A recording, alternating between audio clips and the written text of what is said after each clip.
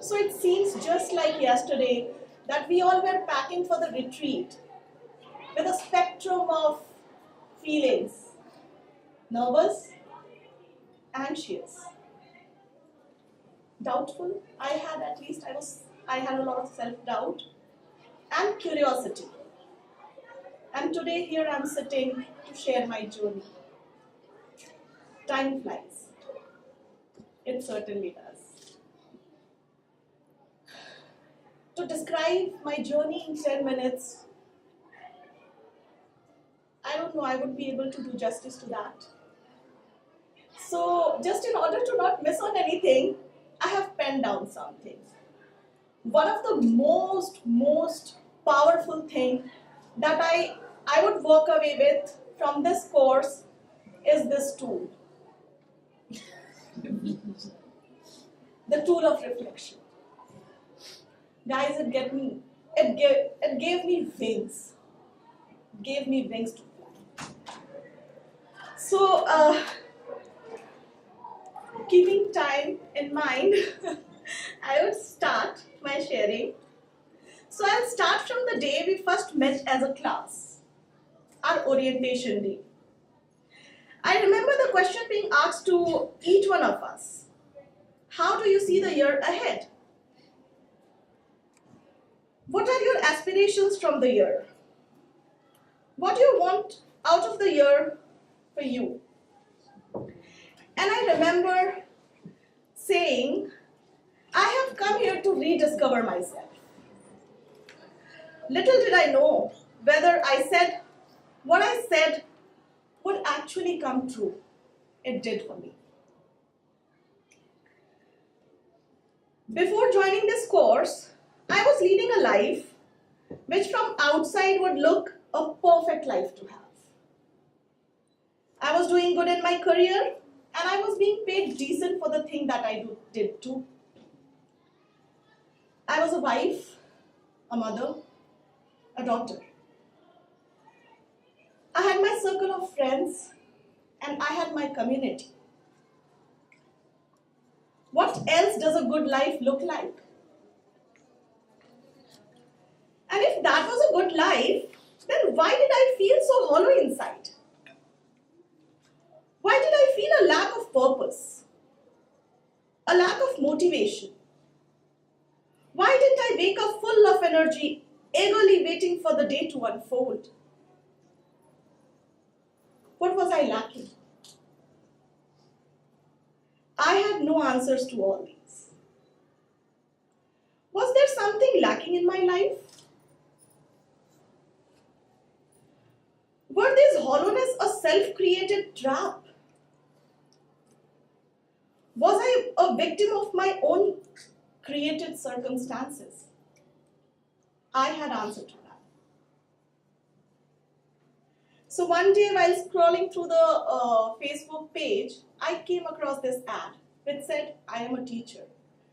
There was a picture used along with that ad which had, a teacher who were surrounded by children, and the look on the teacher as well as the children were not something that I thought a relation between a student and a teacher would normally look like.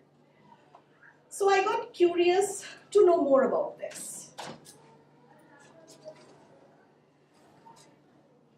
And that is how I came for the info session. Every question and situation discussed in the session was so relevant. The questions were so much my questions too.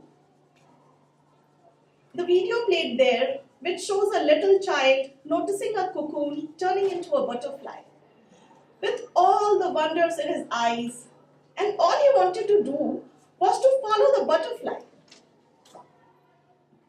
And the next moment, he finds himself in a classroom, with all the other students parroting a lesson. He was totally unaware and clueless. What and why were all of them repeating the same thing? And a little while later, a teacher opens the brain of the child, pulls out all the learning that the child was carrying, pulls question from the child's brain, and momently, and he turns a chabi in the child's brain. And the next moment, that child also started repeating the same thing what the entire class was repeating. That child was me. That child was me. So I belong to a state which has the lowest literacy rate in India. I belong to a state of Bihar. So there are clear-cut two stratas of people there. One, which belong to a struggling class. People who are socio-economically weak. And then there is another class, the well-to-do class. Fortunately or unfortunately, I belong to the other class. Now, education in the other class means getting into IIT or IAS, और at least कुछ नहीं हुआ तो एक सरकारी नौकरी तो करना ही पड़ेगा. I have two other fellow students, who belong to my state, and I believe they will agree with me. Yeah. You're right. So we also had a class for the people who did not fit in this strata, and that class was known as Barbad Ho Gaya class. So, and accordingly, the respect in the society. All through my childhood, I struggled hard to be in the educated class, to stay up to my parents' expectations, their positions in the society, to match up to my brother's brilliance. But I could not clear IIT. And my dad ensured that I get married to one. The parenting, the one that was showed in the video, became my life. I did whatever in my capacity to hold on the position in that strata. I tried hard. I really tried hard. If I did not understand it, then I used to mug it up. I used to burn the midnight oil, do whatever, but learn it by heart. Education in the school mostly was teaching for test. And test mostly was to categorize into brilliant, mediocre, and losers. I worked hard, very hard, to push my boundaries and move to the brilliant class from the mediocre class. I had to show my face to the family and the society, remember? But was it so easy or natural? Was it entirely my responsibility? Was it entirely my fault that I did not understand the concepts in the way it was being taught? These questions over a period of time became my gifts, my embarrassments. And I started working harder, to fit into that strata. And that was my transformation from human to a human machine. All I know was survival and existence. A school is a place where you spend maximum number of years, a good 14 years of your life. It is the place that shapes you, molds you, and nurtures you. And my education system nurtured me into a non-questioning parent.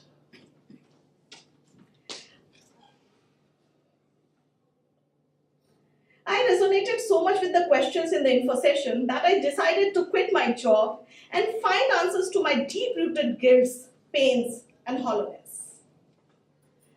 That was my first step towards transformation.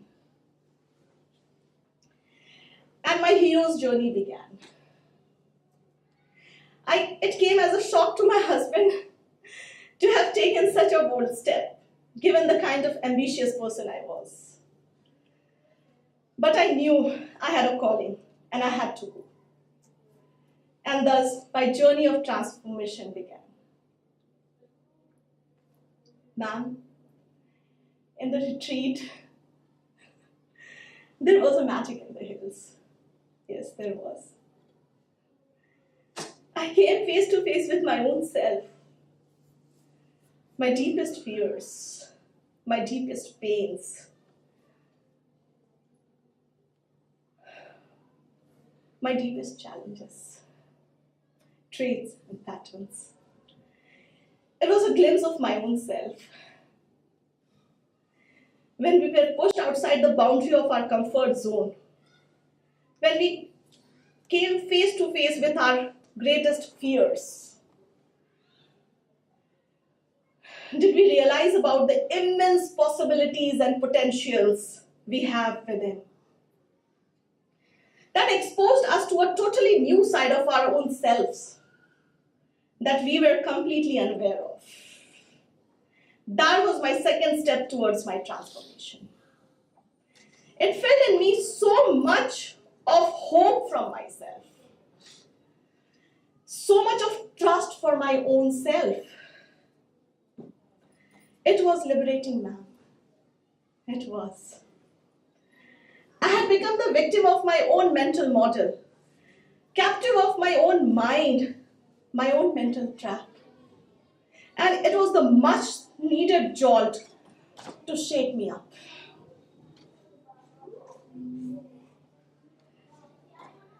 I saw the eyes of insecurities, self-doubt, a sense of worthlessness, which I disguised under the blanket of indifference and I don't care attitude. I saw it melting away and giving way to a more real me. A me which was not ashamed of accepting that, okay, I am vulnerable. I can fail. I don't know it all. And not knowing all does not make me a loser. The hero within me overcame the first challenge.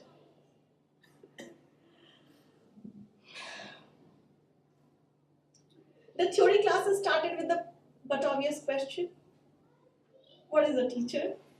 What are some of the tools?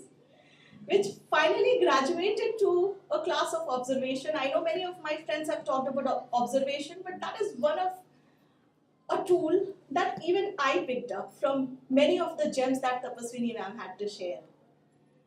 I mean, what a tool it is. It is not a tool.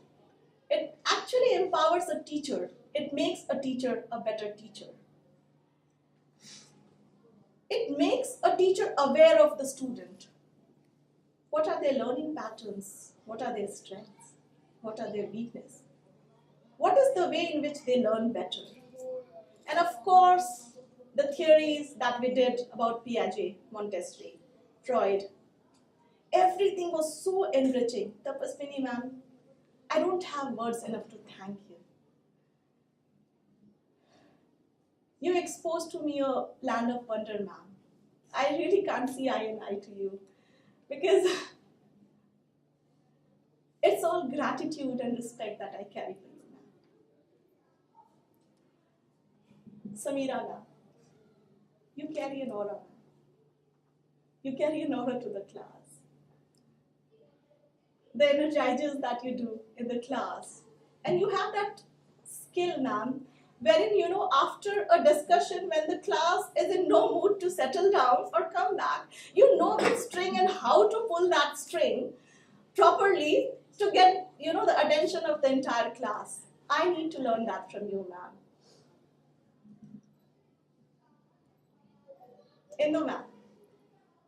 Ma'am, every time I look at you, I just feel, why did I not have a teacher like you in my school? I probably would have been a better self. You're so approachable, ma'am. The kind of knowledge that you carry and the kind of simplicity which is there with that knowledge. I have no words, ma'am. Vishwa sir, you probably not know how you helped me with my lesson plan. So there was this lesson plan on creative writing. Ashna, I'm sorry I'm caught today. But then there was this lesson plan on creative writing, and I stole one of the many things that you shared.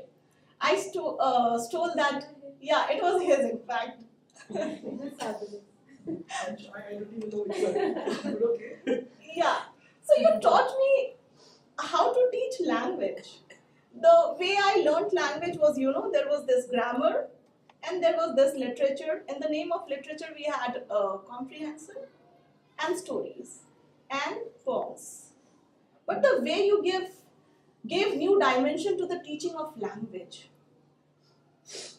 it was really a totally new perspective how language could be taken to class, how language could be taught so easily, and how could it be so engaging.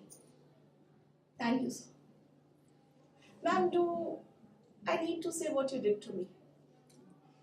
Yes. Ma'am, you did magic to me. You did magic to me. I really wonder, why did I not have a teacher like you in my school? I needed you there. I remember the first class. I came in from a corporate background where my profile was, all my life I fitted people into the bell curve. The ones on the higher side of the bell curve got the promotions and they walked away with all the cherries on the cake, and the one on the lower side was sent to the training department. All my life, I did payroll calculation, how to reduce the tax slab, and how to benefit the, employees, and how to retain the employees. So I always dealt, like Nanoshka said, I always dealt with adults, and I really did not find it so challenging. So with that attitude, I said, okay, the target audience is like around 10, 11 years. That's okay. I've managed big people from an age range of 25 till 60, yes. So I can easily deal with them. But then, the first class, I had no air what teaching is. And it was like, the first topic that I did was about work ethics. Yes. So at the end of the class, I was full of confidence. Oh, yeah, I nailed it. And then I looked at my CT, and the kind of look she had on her face, as if, man, what did you just do? I was like, what? It seemed so perfect to me. It wasn't that bad. So then she gave me that feedback, ma'am, you are not supposed to say it all, you're supposed to elicit it from the students. And then I realized, okay, I missed on that. And then there was the second class, which was my OPCO class. So Smriti ma'am had come. And the name of Smriti ma'am played on my mind. I was like, oh, why is it not Hindu ma'am? Yeah.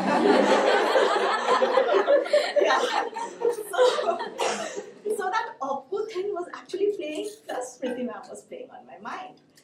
So, but then I took a very easy thing. It was like to read a story to the students and get them to do something. That was sort of okay. But then I was having a hang of it. कि मैंने कहाँ जान फंसाया? It's like not easy as dealing with 60-year-olds or 55-year-old. And then there was this third class which was about creative writing, and that was supposed to be my second OPCO. Not many of you know that I cried. I cried after ages after taking that class. That class was such a super flop thing. All I wanted to do was, I did not face my CT. I just said a thank you. I kept my laptop and I ran with as much speed as I could afford to. I went to the washroom. I cried. Then I came to my TE and I said, ma'am, I'm sorry. I was just wondering what would she think. Damn, as easy a topic as creative writing, and this is what she did. But she did not say anything of that sort. Neither did she give me looks, which I was expecting, which I expected all my life, and which I always got from my teachers. So it was somewhere I was expecting something similar. Instead, she just calmed me down. What she said, Seema, you're too harsh to yourself.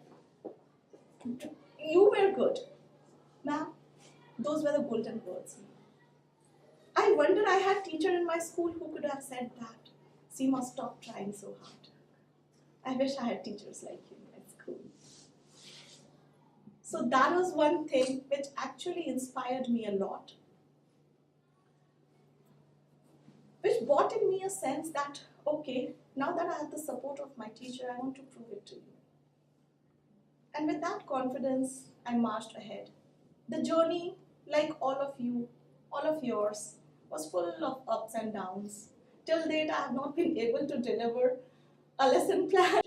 But then never did I receive that feeling from my CT or my T that you did a miserable job. All I got was you did that. They always talked about the good things that went well in the class. Never did they talk about, okay, that was bad. Like in the school when I was not able to, solve any problem or something, I always had the teachers, it was either a correct or a wrong. I did not feel any of those here now. So now, standing here towards the end of my journey, I don't regret quitting corporate. My boss sometimes still calls me and he asks me, so okay, would you still consider teaching? And I very proudly say, yes, I will consider teaching. I will consider teaching. I have so much to share, but we're falling short on time. All I would say is, ma'am, you gave me wings. Wings to fly, ma'am. I'm a free bird. I'm a free bird. Thank you.